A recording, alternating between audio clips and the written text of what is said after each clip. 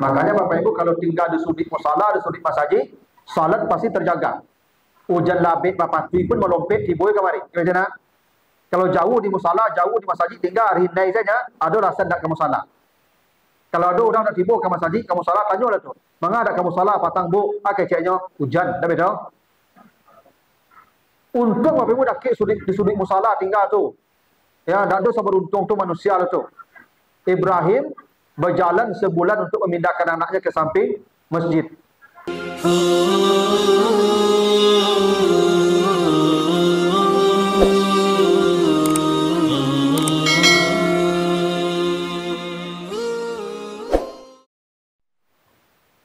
Assalamualaikum warahmatullahi wabarakatuh. Alhamdulillahirabbil alamin. Assalatu wassalamu ala asrafil anbiya'i wal mursalin wa ala alihi wa ashabihi ajma'in.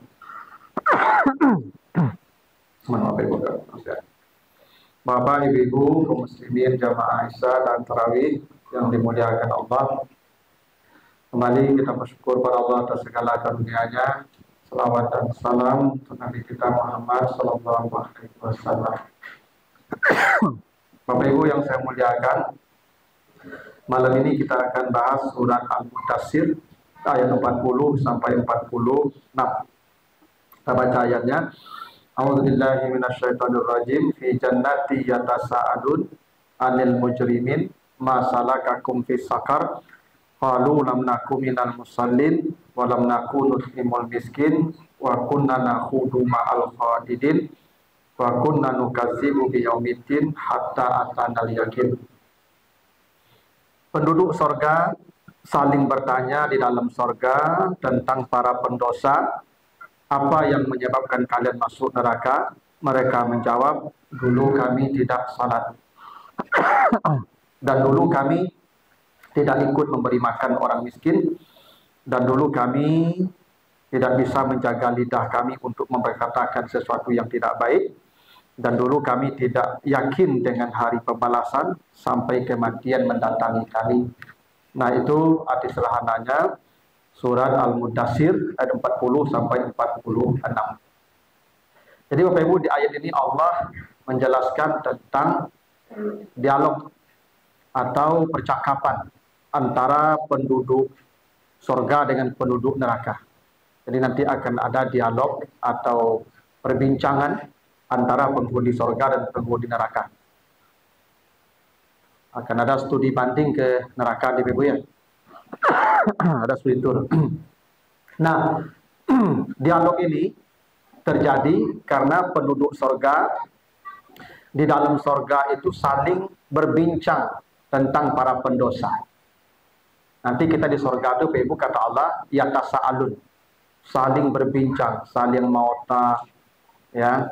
Jadi orang sanang lah, Ibu ya. Orang sanang kan kalau mau mauta enak. Cuma kok orang kayu kadang mauta ya. Itu adalah sanang, Pak. Tolong dimatikan AC. Nah, orang kalau hidupnya sanang, Pak, kalau bahagia biasanya mengecek banyak. Itu tanda orang sanang, enggak? Ciri-ciri orang bahagia tuh. Kalau orang susah, mampu duit saya sehari-hari. Nah, maka di neraka besok ada orang mau total Pak ya. Orang mau itu di surga. Di surga itu manusia, kata Allah, yatasaalun, saling berbincang-bincang. Ya. Kita terus bicara. Muttaqiina 'alaiha, mereka duduk berhadap-hadapan, mutakabilin, bincang-bincang, makan minum bincang-bincang. Begitulah surga. Ya. Dan kita berbicara di surga itu tidak ada bantah-bantahan. Ya tasaalun, satu menjawab, satu mengecek, satu bertanya, satu menjawab, begitu terus. Ya, jadi di surga itu nanti tak ada orang bantah-bantahan, ya. Tak ada orang mengecek, itu mengecek surang kan, enggak ada ngota apa mah. Di surga itu cupin-ipin, mengecek cie, betul ada. Nah, ngecek cie lah betul. Jadi Bapak Ibu kalau tidak mau dibantah orang, jangan di dunia ini, nanti di surga. Kalau di dunia ini kita akan dibantah orang terus. Nah, kata Allah, apa yang mereka perbincangkan di surga itu? Anil mujrimin, para pendosa. Nanti kita akan bicara si fulan, ya, itu dulu kerajonya begini, begini, begini. Nggak nampak di surga, di mata nerakanya. Jadi kita nanti di surga, di neraka, dapat di surga itu memperbincangkan manusia yang banyak dosa. Itu di surga itu begitu. Jadi bagunjiang tulis surga, Ibu, ya. Karena bagunjiang itu kan nikmat, Ibu. Dah nikmat bagunjiang, Ibu, ya. Karena bagunjiang kau nikmat, maka dibolehkan. Di surga nanti boleh. Jadi ibu-ibu yang bagunjiang sabar dong. Di situ, ya. Kalau siku ibu bagunjiang dosa, Ibu. Neraka itu. Nanti di surga dibolehkan. Sebab di surga itu tidak ada yang tidak boleh. Di sini tidak boleh minum khamar. Besok di surga kata Allah disediakan sungai-sungai dari khamar. Wa anharun min khamrin lazzatin lisyaribin, begitu kata Allah di surat Muhammad ayat 15. Jadi di surga itu disediakan sungai-sungai minuman keras. Ada sungai whisky, sungai brandy, sungai khamar, sungai vodka, banyak sungai. Dan sungai itu tidak ketik. Kata Nabi, lebar sungai bir, sungai whisky, lebarnya tuh masih rata arba'ina yauman, arba'ina sanat. Ya, perjalanan 40 tahun. Jadi sungai minuman keras itu, Pak, sungai bir, itu lebar sungainya sampai 10 tahun perjalanan. Orang kadang sungai bara panjang itu, Pak. Jadi besok ibu-ibu apa-apa minum bir, tidak bagalih lah. Mencabu saya dalam itu. Ya. Saya beranang saya untuk. Nah itulah. Ya, itu surga begitu tuh. Jadi di surga itu nanti kita bincang-bincang, Pak. Memperbincangkan siapa? Para pendosa. Si fulan begini, si fulan begini. Lalu kata Allah, begini. Kalian kan sedang membincangkan mereka. Pergilah ke surga. Maka mereka pergilah ke neraka. Maka mereka pun datang ramai-ramai ke neraka. Jadi nanti kita ini akan ada waktunya kita berkunjung ke neraka, Bapak Ibu. Ya. Bapak disuruh berkunjung ke neraka, Pak. Bukan hanya untuk mengetahui ya bagaimana keadaan mereka, supaya orang-orang yang di surga itu merasakan betul betapa nikmatnya surga dengan melihat orang yang menderita. Karena begitu Bapak Ibu, kita ini kalau ingin tahu nikmat kita, maka lihat orang susah. Makanya perintah Nabi, unsur ilaman asfala minka, bakawan dengan orang miskin. Jadi perintah Nabi itu, Ibu, kalau kita ingin banyak, ingin tahu nikmat kita, bakawan di orang miskin dan orang kayu. Kalau bakawan di orang kayu kasih hati Bapak Ibu. Makanya ibu-ibu jangan acuk-acuk masuk ke rumah orang kayu. Ya. Acuk masuk ke rumah orang kayu, cakap pulang jawab mereka. Oh ibu-ibu kalau masuk ke rumah orang, nyonya pareso rumah orang rumah. Dari ruang tamu sampai ke kamar mandi nyonya cari-cari itu. Enak. Beko yang tak ada di rumahnya nyonya minta kapak itu. Oke, ibu, Pak baliko ya. Pak baliko ya. Pak baliko ya. Enak tu. Oke, Pak, dan tagan kau kasih tu je, Pak. Nah, makanya ibu jangan acuk-acuk masuk ke rumah orang kayu, datang ke rumah orang miskin, terasa banyak nikmat apa dia. Maka nanti begitu. Penduduk surga disuruh ke neraka. Datanglah ke neraka. Nah, begitu sampai di neraka, maka terjadi dialog. Ini dialognya nih. Ya, terjadi dialog antara penduduk surga dan penduduk neraka. Apa dialognya? Penduduk surga bertanya, masalah kakum fi sakar. Kenapa kalian masuk neraka? Ini dialognya itu. Jadi penduduk surga bertanya, ingin tahu apa sebabnya orang-orang masuk neraka. Maka kata penduduk neraka ada 4 sebab. Kenapa mereka masuk neraka? 1, lam naku minal musallin. Dulu kami tidak salat. Jadi jawabannya sama. Dulu kami tidak salat. Jadi Bapak Ibu, salat itu ibadah pertama yang membawa orang ke neraka. Itu kenapa kata Nabi, awalu ma yuhasabu bihil abdu yaumal qiyamati as-salat. Amal pertama yang akan diperiksa Allah nanti di akhirat adalah salat. Kalau salatnya bagus, selamat dia. Kalau salatnya bermasalah, celakalah dia. Jadi salat itu memang yang pertama, Bapak Ibu ya. Ibadah pertama yang diperiksa Allah itu salat. Makanya penduduk neraka menjawab kompak. Ketika mereka ditanya, apa yang membawa kalian masuk neraka? Kata mereka, dulu kami tidak salat. Jadi kalau ada orang tidak salat, udah pasti nerakanya tuh.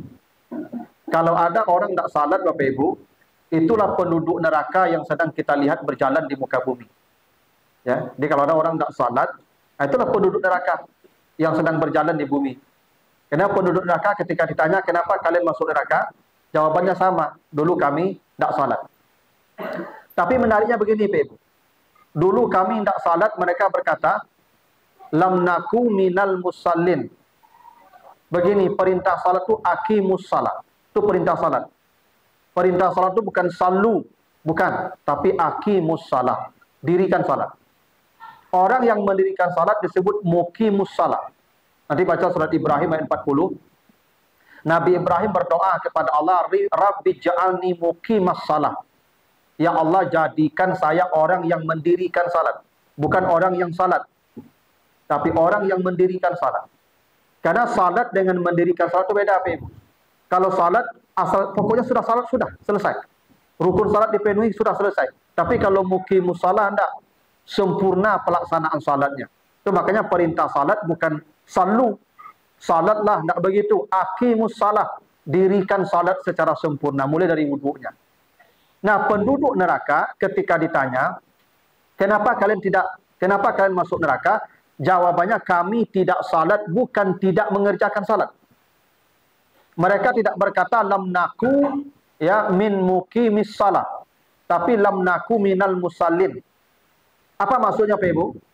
Andai manusia mau mengerjakan salat, walaupun salat yang minimal, tidak berjamaah sekalipun, tidak baca ayat sekalipun, sudah baca Fatihah tu nyurukuk leh.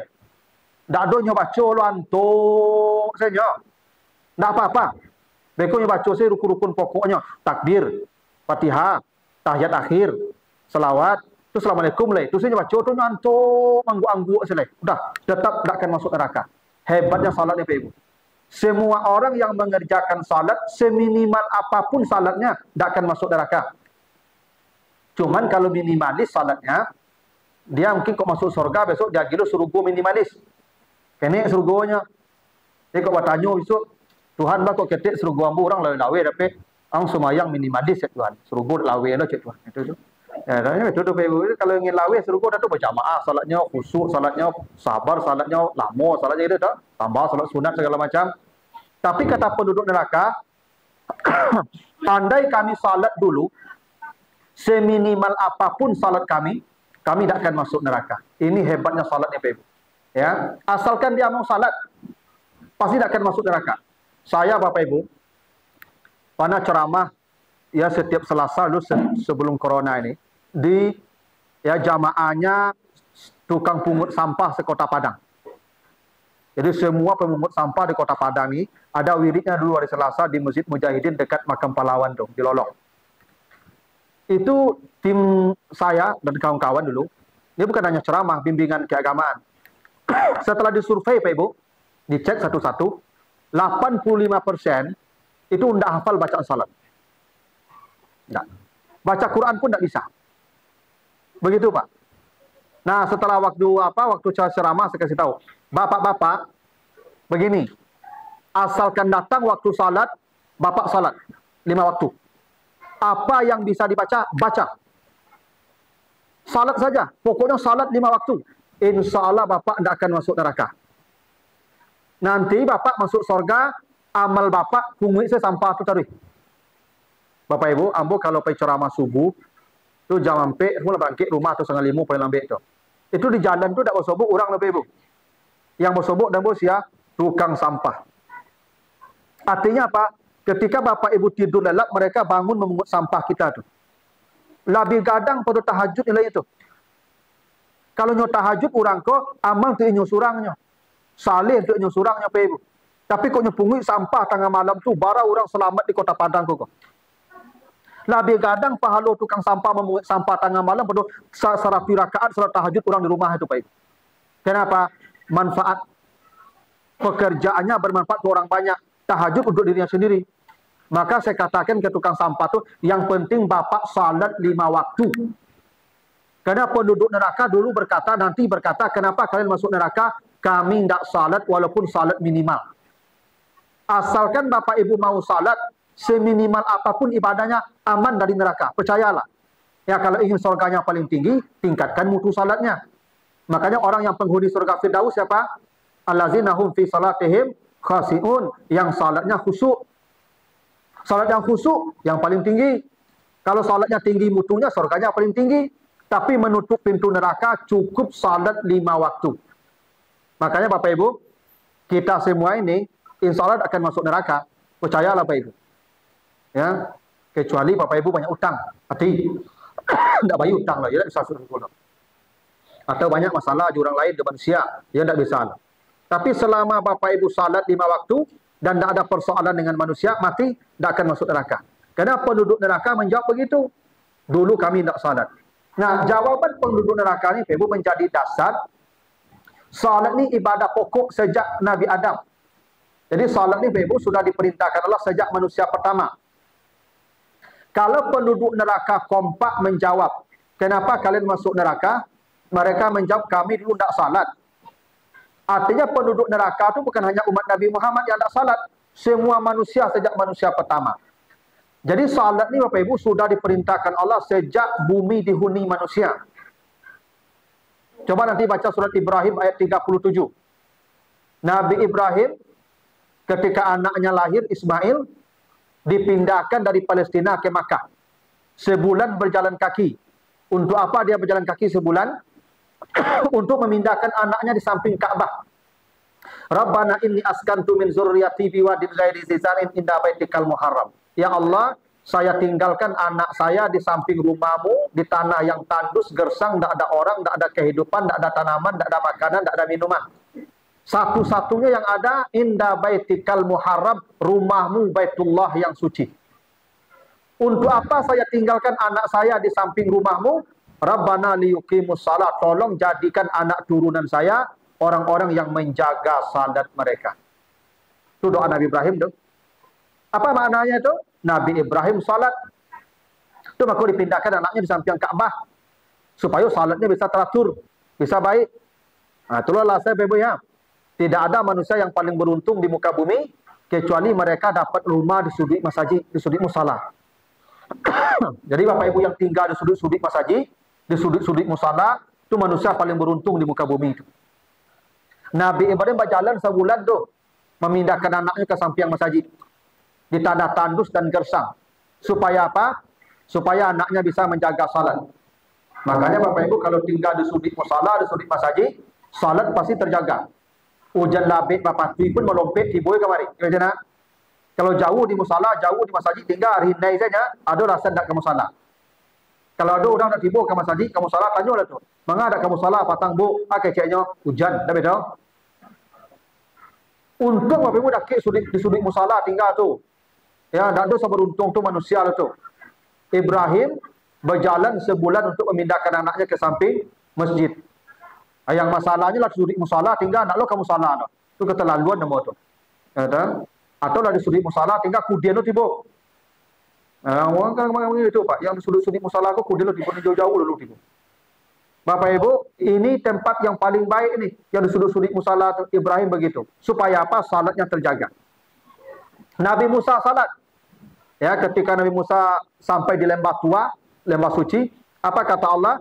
Innani anallah la ilaha illa ana fa'budni wa aqimis salata li zikri. Musa salat. Musa salat. Umatnya salat. Nabi Sulaiman salat. Nabi Sulaiman itu Ibu nanti baca surat Sad ayat 30 sampai 36. Nabi Sulaiman itu pada dikasih penyakit stroke. Stroke. Walakat fatanna Sulaiman ala kursi jasadan wa alqaina ala kursihi jasadan summa anam. Kenapa Nabi Sulaiman dikasih penyakit stroke? Karena dia terlambat salat asar. Gara-gara memandikan kuda. Jadi Sulaiman itu punya kendaraan mewah, Pak Ibu. Kuda-kuda pacu yang kencang. Seperti kalau dawak, kini kok sejenis Ferrari lah. Ferrari, Lamborghini, ya Alphard. Jadi Sulaiman itu punya koleksi kendaraan. Suatu sore dia memandikan kudanya terlambat semayang asar. Lain semayang juga, lain diwakatu bil taujuang. Lampi tabana matahari dari hatta tawarat bil hijab. Begitu Nabi Sulaiman salat, apa yang terjadi? Ya, ketika Nabi Sulaiman salat bertobat dia, maka dikasih penyakit oleh Allah. Nanti bapak-bapak pesan saya, tolong yang jate ada yang dewasa cik supaya menjaga anak-anak gitu. Kalau tidak ribut mana? Ya, Abu pun tidak konsentrasi bicara, bapak ibu pasti tidak konsentrasi komentar. Ya anak-anak lah tidak bisa kalau nyusul menyusul pasti ribut, pasti ribut. Nah jadi bapak ibu, Nabi Sulaiman itu dikasih penyakit stroke. Kenapa Nabi Sulaiman dikasih penyakit? Karena terlambat salat asar. Inni ahbabtu hubbal khair. Kata Nabi Sulaiman begitu. Jadi Nabi Sulaiman salat. Nabi Isa salat. Wa ausani bis salati waz zakati ma dumtu hayat. Semua salat. Semua salat, tidak ada manusia di muka bumi yang tak salat. Tidak ada satupun umat kecuali mereka diperintah salat. Kalau salat berhenti, maka kiamat. Ini menjadi dasar Bapak Ibu, salat itu ibadah pokok semua umat hingga kita. Itu kenapa penduduk neraka menjawab, kenapa kalian masuk neraka? Dulu kami tidak salat. Nah, makanya Bapak Ibu kalau dijagalah salat dengan baik, insya Allah aman, selamat. Ya, apalagi kalau salat berjamaah pasti itu. Apa kata Nabi? Siapa yang salat berjamaah 40 hari saja dia berjamaah, dibebaskan Allah dari api neraka. Man shalla fi jama'atin arba'ina yauman la tafutuhu takbiratul ula kutiba lahu bara'atan. Bara'atun minan nar wa bara'atun. Ada orang salat berjamaah 40 hari berjamaah dan selalu dapat rakaat pertama, pasti dibebaskan Allah dari api neraka. Memang salat itu yang pokok, tidak ada yang lain. Yang pokok salat. Ya, itu kenapa penduduk neraka menjawab, pertama jawabannya, dulu kami tidak salat. Yang kedua, apa jawabannya? Walam nakunut imul miskin. Kami dulu tidak memberi makan orang miskin. Jadi sehebat apapun salat Bapak Ibu, kalau sifat peduli kepada orang yang tidak ada harapan ke surga. Itu kenapa filosofi salat. Coba, apa awalnya salat? Takbir, Allahu Akbar. Apa penutupnya? Assalamualaikum. Apa itu Assalamualaikum? Peduli ke orang kiri kanan kita, maka menulis suq kidah kan? Mustahil orang salatnya benar kalau orang tak belok. Apalagi kok mati-mati lah orang, sakit-sakit lah orang, tak perlu dia lah. Itu salat yang celaka tu. Itu kenapa fawailul lil musallin, neraka wel bagi orang yang salat. Siapa yang salatnya celaka? Siapa yang celaka salatnya yang masuk neraka? Allazina hum an salatihim sahud, yang lalai dari salat bukan dalam salat. Lalainya dari salat bukan dalam salat. Beda tu Ibu ya. Allah tidak mengatakan fi salatihim sahun an. Kalau fi salatihim sahun, lalai dalam salat, celaka kita semua. Kenapa? Pasti semua kita pernah lalai. Pasti itu. Tidak yakin saya Bapak Ibu tepat waktu semua salat tu. Pasti ada yang lalai. Neraka tu. Pasti Bapak Ibu pernah lupa. Ya. Pas tagak Allah. Tigu hampir itu. Pernah tak begitu? Masuk neraka tu. Lalai dalam salat. Pernah tak imam salah-salah baca ayat? Iya, imam yang sasik-sasik baca ayat itu masuk neraka tu. Kenapa? Lalai dalam salat. Beruntung tak lalai dalam salat, lalai dari salat. Apa maksud lalai dari salat? An salatihim itu, dia salat tapi salat tu tak nampak dalam hidupnya. Salat tu tak mempengaruhi hidupnya.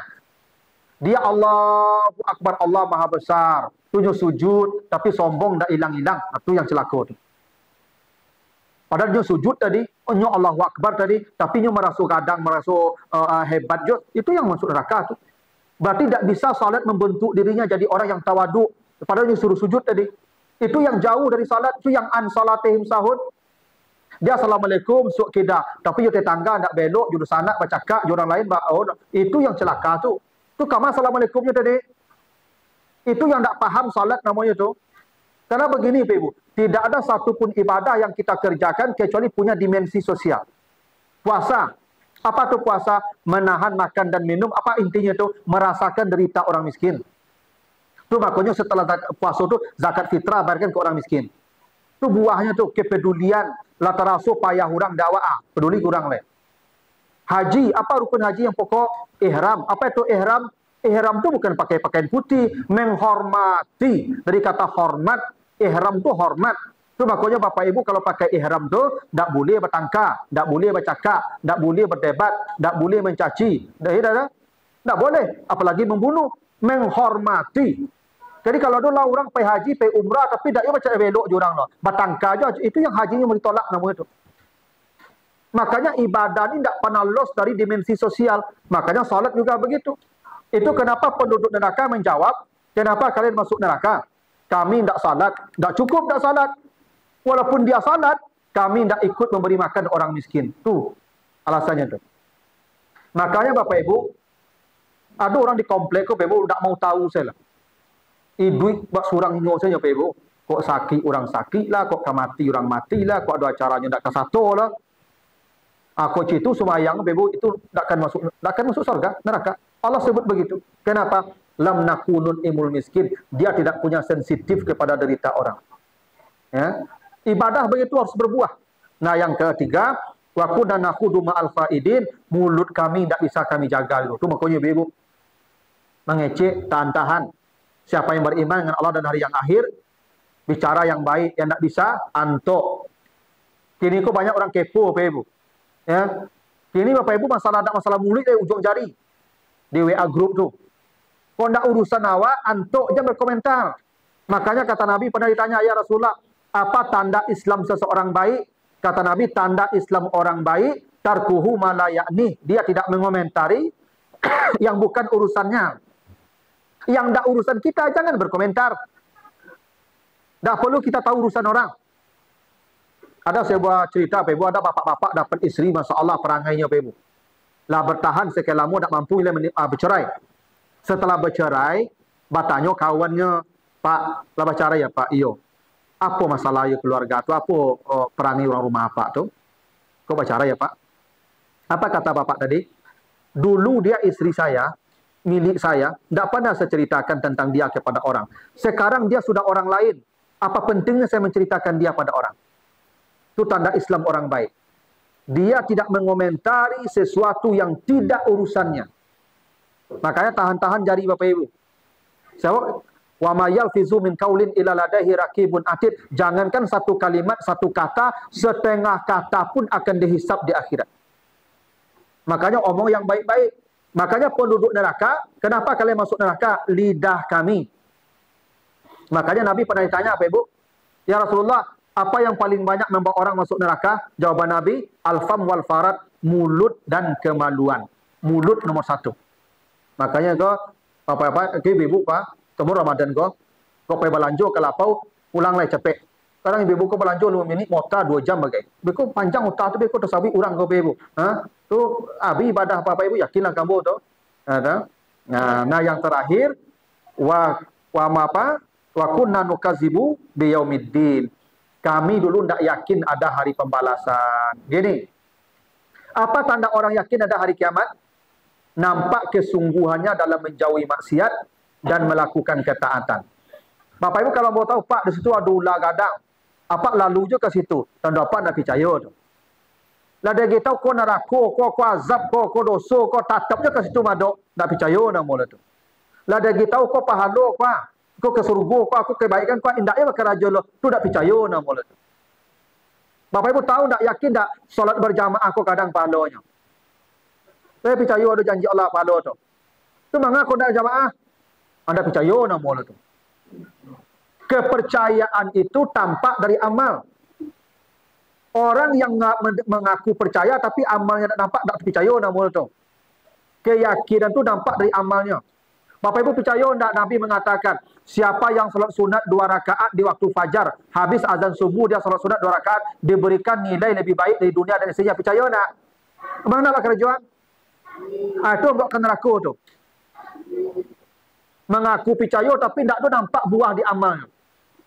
Itu yang membuat orang masuk neraka. Kami tidak yakin adanya pembalasan. Padahal sudah dikasih tahu. Tapi tidak nampak buahnya dalam amal keyakinan tu. Orang kalau keyakinannya pas, ibadahnya pas. Ibadah orang tu makuk ringan, makuk sepede, imannya masih ringan tu. Makanya mereka menjawab, dulu kami tidak percaya adanya pembalasan. Nah inilah Bapak Ibu ya, dialog penduduk neraka dan penduduk surga. Kenapa mereka masuk neraka? Katanya, 1, tidak salat. 2, tidak peduli dengan sesama. 3, mulutnya tidak terjaga. 4, tidak nampak buah imannya dalam amal salehnya. Itu.